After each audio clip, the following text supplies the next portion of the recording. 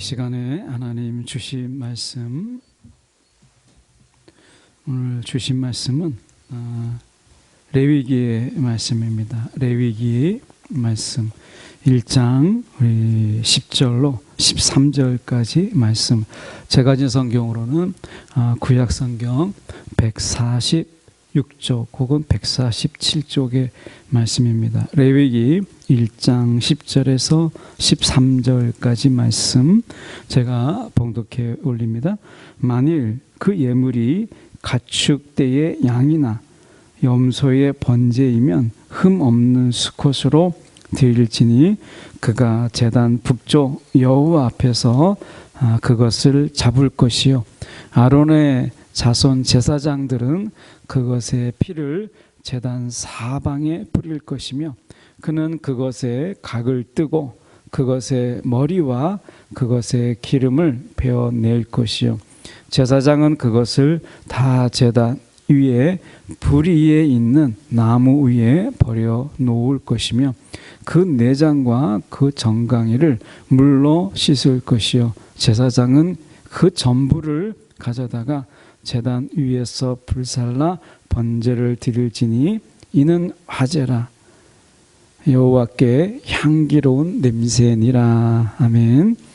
오늘 이 말씀 가지고 마음을 채우는 즐거운 향기, 마음을 채우는 즐거운 향기라는 제목으로 함께 말씀을 나누기를 원합니다. 하루는 마귀들이 모두 모여서 이 착한 사람을 어떻게 죄짓게 할 것인가 라고 하는 것을 논의를 했어요. 늘 하는 게 그들은 그런 거죠. 어떻게 하면 믿는 사람을 우리가 이 믿음을 다 잃어버리게 할까? 은혜를 잃어버리고 은혜를 까먹게 할까? 어떻게 하면 죄짓게 할까? 어떻게 하면 넘어지게 할까?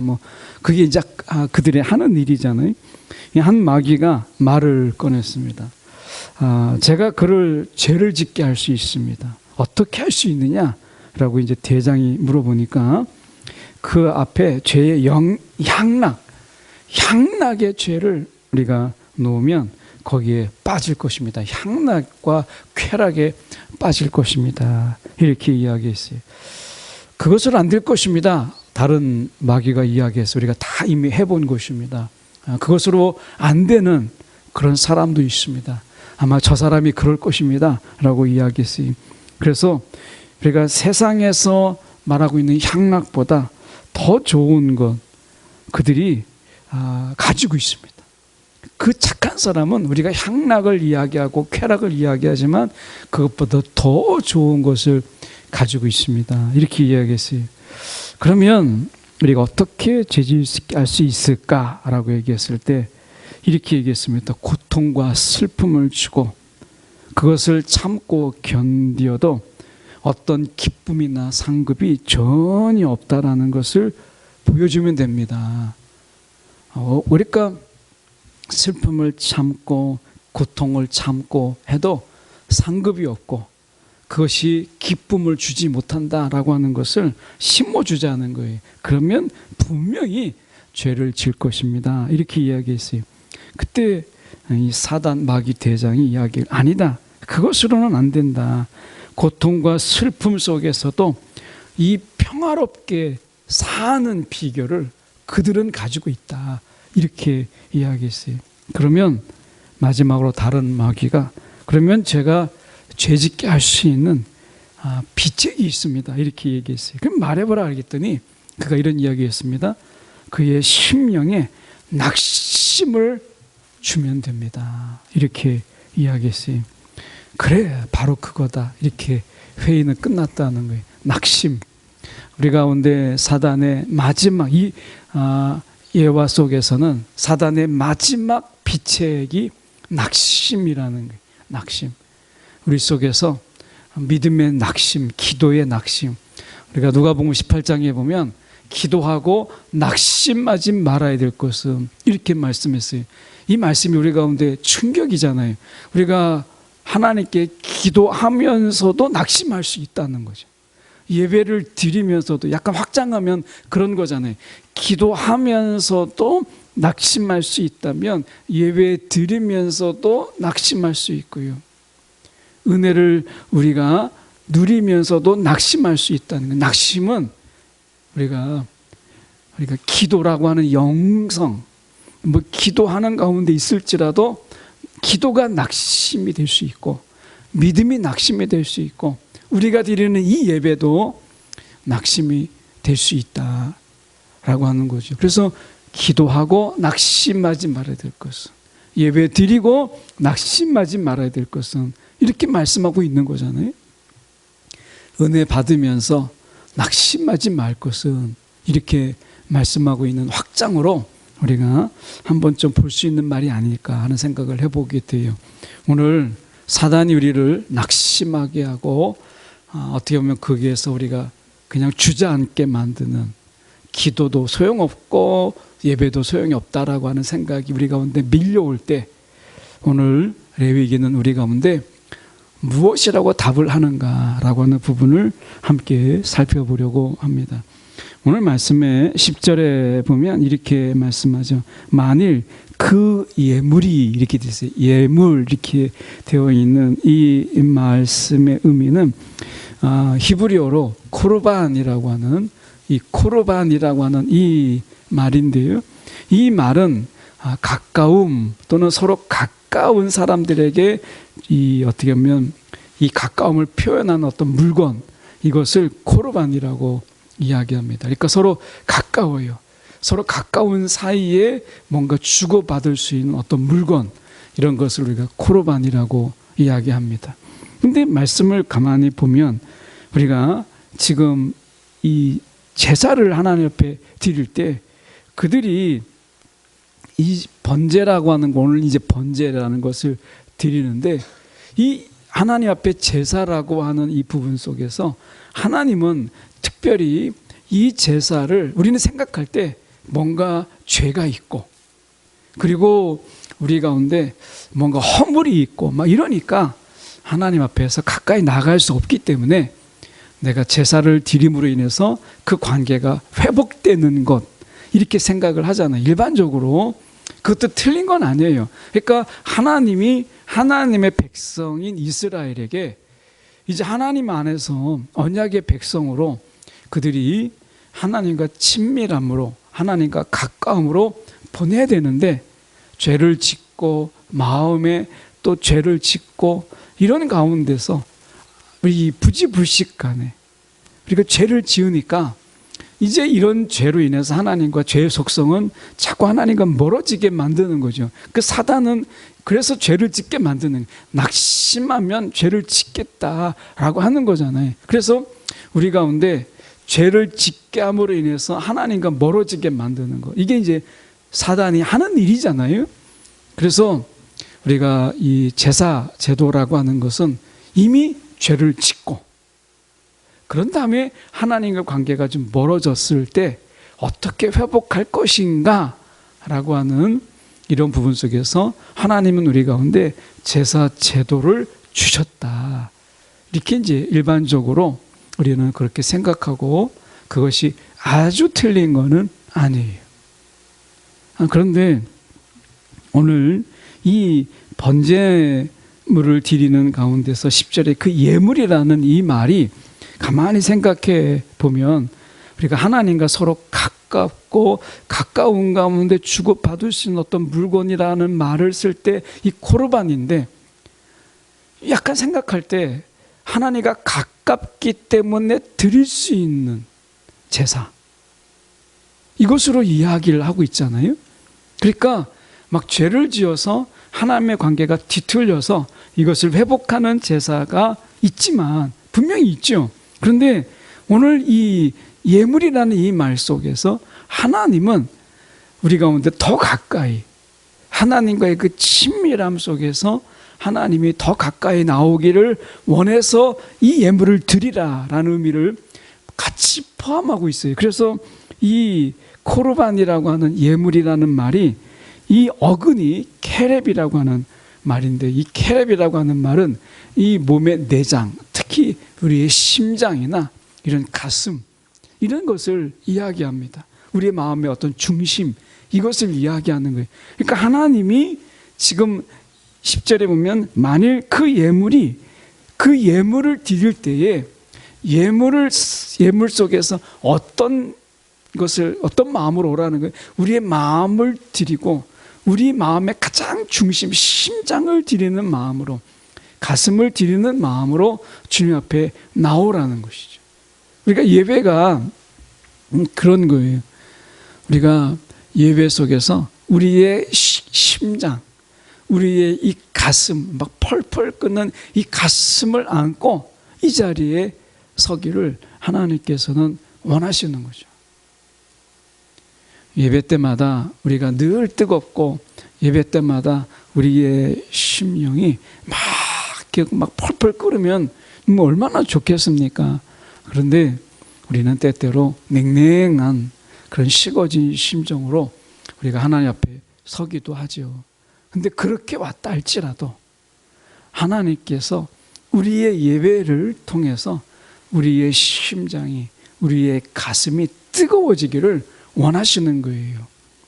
이게 이제 예물이라고 하는 의미 속에 포함되는데, 오늘 말씀 속에서 보면 번제라는 말이 나오죠. 10절에 중반절에 보면 양이나 염소의 번제이면, 이렇게, 이 번제라는 말은 화제라는 말로 쓰기도 하는데, 우리가 올라가다, 연기가 올라간다 라고 하는 것을 이야기하는 거죠. 이 불로 태우는 거예요. 이 하나님께서 우리 가운데 왜 불로 태우는 이런 제사를 하나님께서 드리게 하셨을까라고 하는 이런 부분인데요. 먼저 하나씩 보면 10절에 좀 넘어가서 10절 하반절에 보면 흠 없는 수컷으로 이렇게 돼 있어요. 흠 없는 수컷. 이렇게 얘기할 때 어떤 주석이나 어떤 신학자들은 이 흠 없는 수컷은 가격이 가장 비쌌다는 거예요. 그 당시에 가축 중에서. 그래서 이 흠 없는 수컷은 값비싼 것을 의미하는 것이다, 이렇게 설명하기도 하지만, 또 다른 측면에서 보면은 이 수컷은 가부장적 사회 속에서 하나의 대표성을 갖는 것이다, 이렇게 이야기합니다. 뭐 두 가지 다 취할 수도 있고, 어느 것 하나, 대표성이나 뭐 값비싼 것 하나를 취할 수도 있습니다. 어쨌든 이 의미는 좀 대표성을 가지는 이런 제물을 드리라라고 하는 것인데요. 여기서 보면 우리가 이 번제라는 말이라는 속에서 이거는 불로 태우는 것을 이야기하는 거, 불로 태우는 것. 이 불로 태운다라고 하는 의미가 뭐겠어요? 여기서 보면 하나님께서 우리가 이 가죽, 그 껍데기, 3절에 6절에 보면 그 번제물에 가죽을 벗기고 이렇게 돼 있어요. 이 가죽을 제외한 모든 것을 우리가 다 태우는 거예요. 번제는 이 전부를 태우는 것인데, 이 불로 태운다라고 하는 것은 하나님이 완전한 연락을 의미하는 것이, 하나님께서 온전히 받으신다라는 의미인데, 이게 정말 중요한 의미를 가지고 있어요. 그래서 우리가 보면 10절에 우리가 흠 없는, 그냥 수컷이 아니라 흠이 없다라는 말을 우리가 드리잖아요. 도덕적으로, 육체적으로 우리가 흠이 있는 예배자를 대신해서 드려지는 것이기 때문에 완전한 것, 흠이 없는 것을 드리라는 것이죠. 예배자가 이제 흠이 있고, 그런 가운데서 하나님이 흠 없는 것으로 대신하여서 드리는 거예요. 여기서 우리가 생각해 볼 수 있는 게, 하나님이 흠이 있어요. 저와 여러분이 흠이 있어요. 그런 흠이 있는데 하나님께서 우리를 가까이 하고 싶으세요. 하나님 앞에 가까이 나오라고 하나님께서 원하시는 거예요. 그럴 때 우리가 드리는 게 번제라는 거예요. 우리가 완전하지 않아요. 여전히 우리는 넘어지고, 우리는 여전히 실수하고, 여전히 우리 가운데 때로는 죄를 생각하기도 하고, 우리는 완전하지 않아요.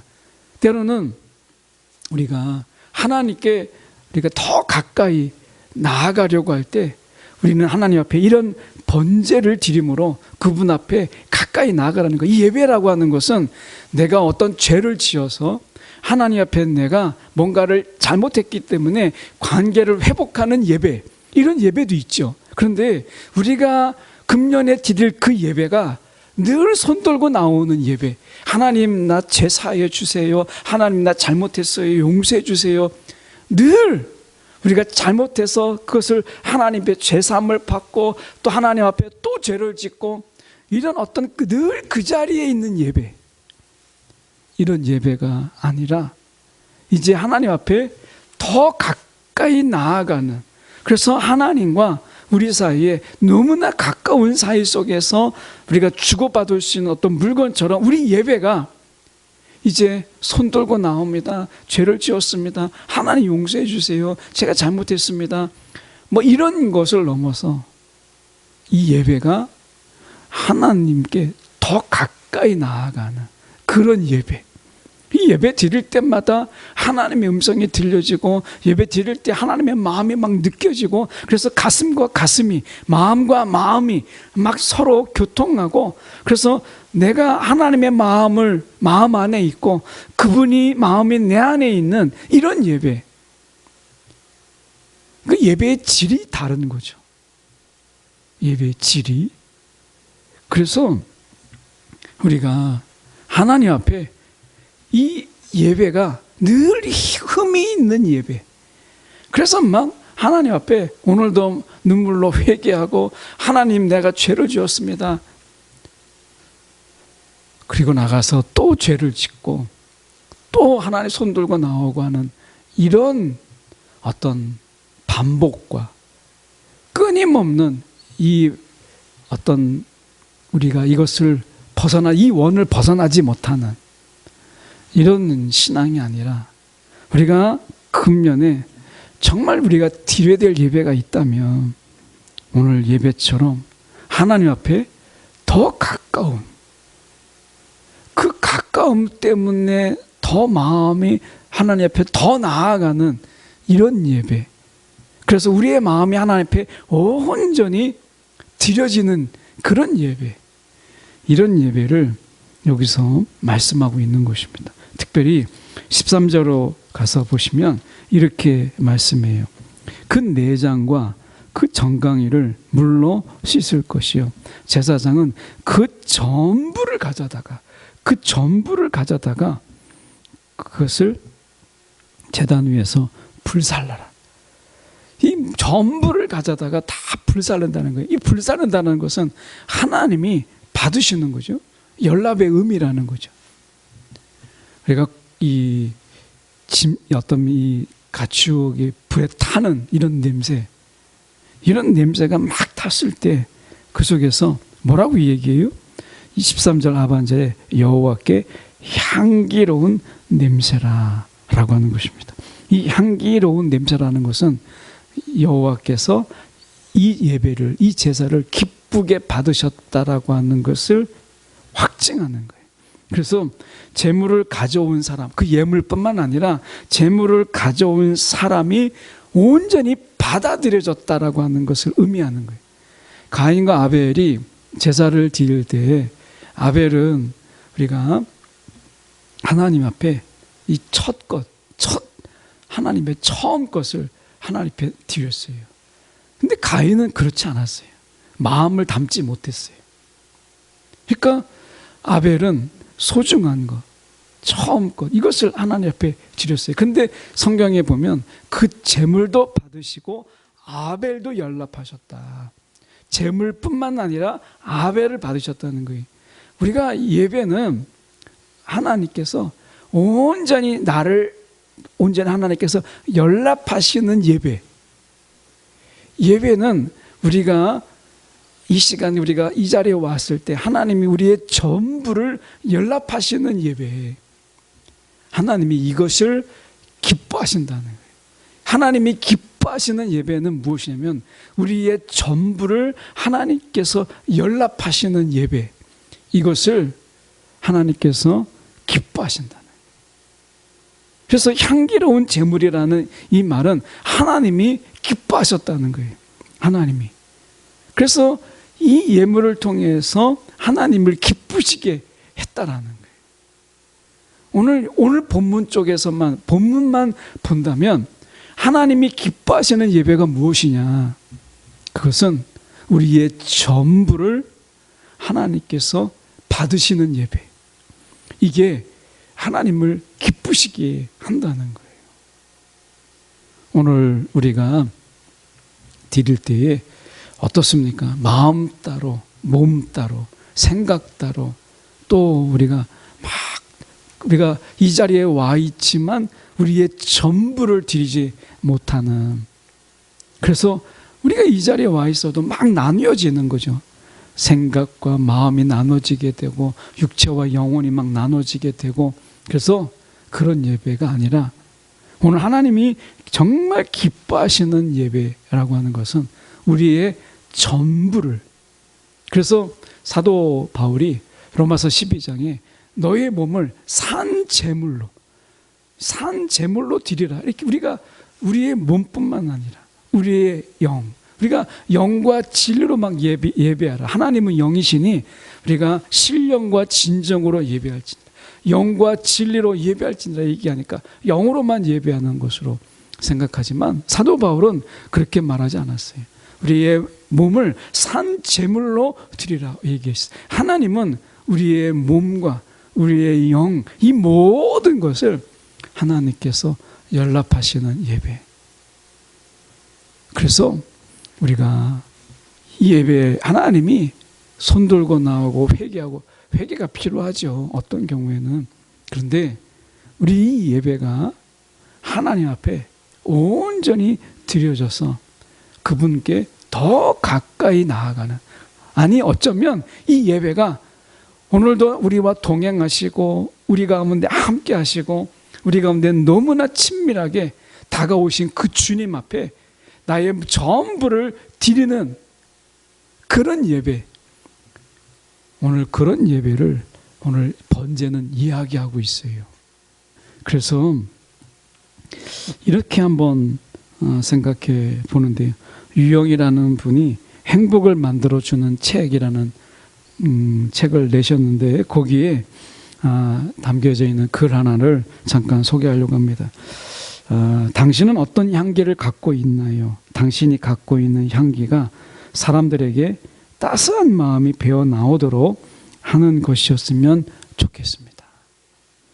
사람들에게 각자의 향기가 있습니다. 이분은 그렇게 얘기했어요. 사람에게 각자의 향기가 있다, 이렇게 얘기합니다. 아프리카나 아니면 우리가 다른 나라를 가면 그 다른 나라의 특유의 향이 있죠. 예, 특유의 향이 있습니다.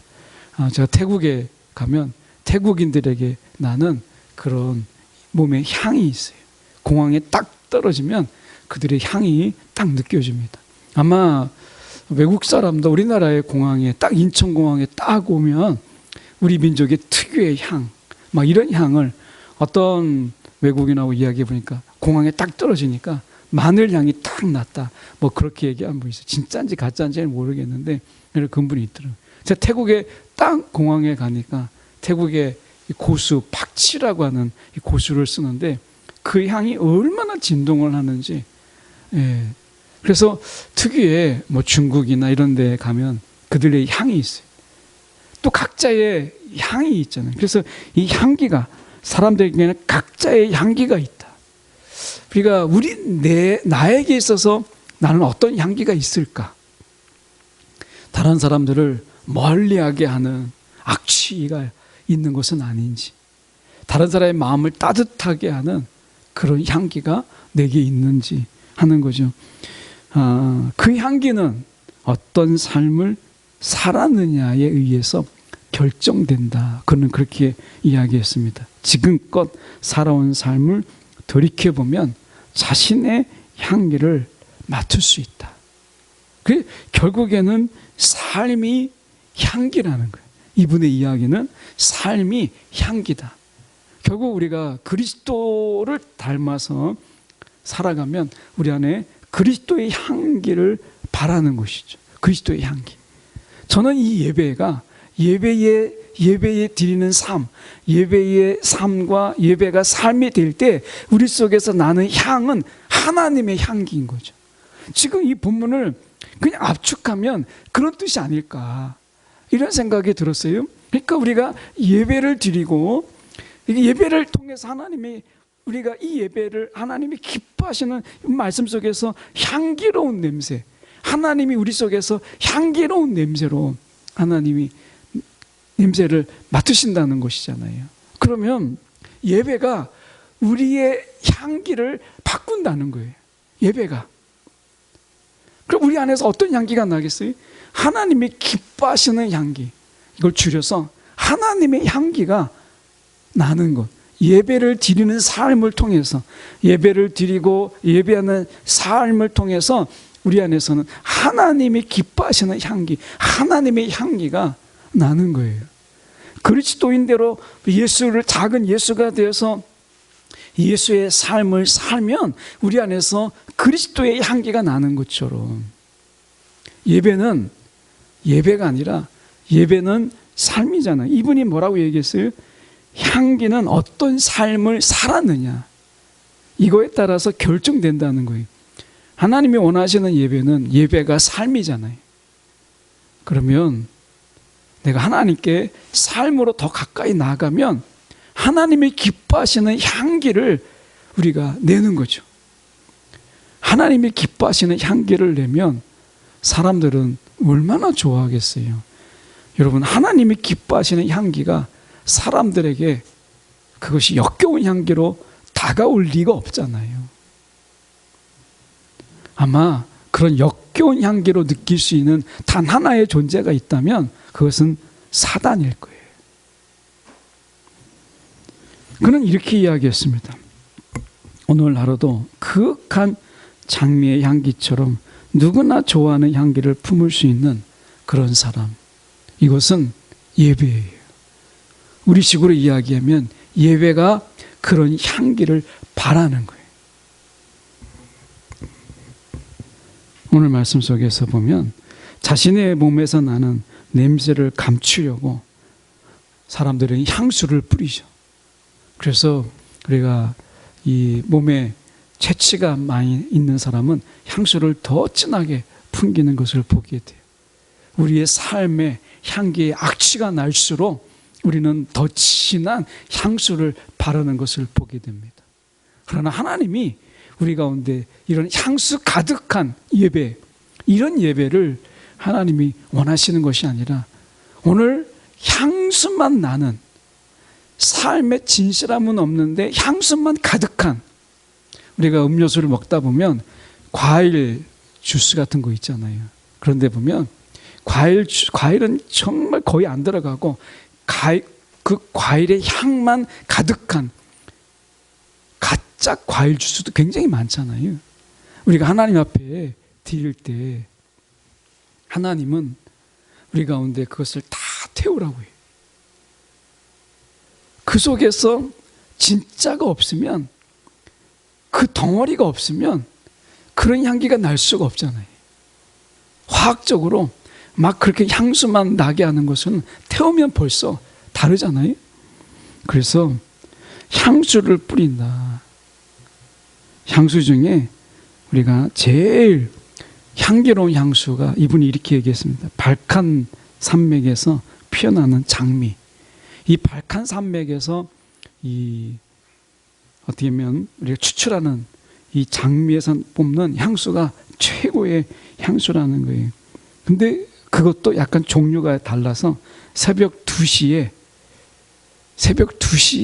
그 장미를 새벽 2시에 딴 장미에서 추출한 향수가 최고로 친다는 거예요. 그 어두운 밤, 짙은 그 밤, 어떻게 보면 춥고 어둡고 그런 고통의 그 순간을, 꽃을 피우는 그 장미에서 나는 그 향수가 가장, 우리가 전 세계적으로 가장 향기로운 향수에 속한다라는 거예요.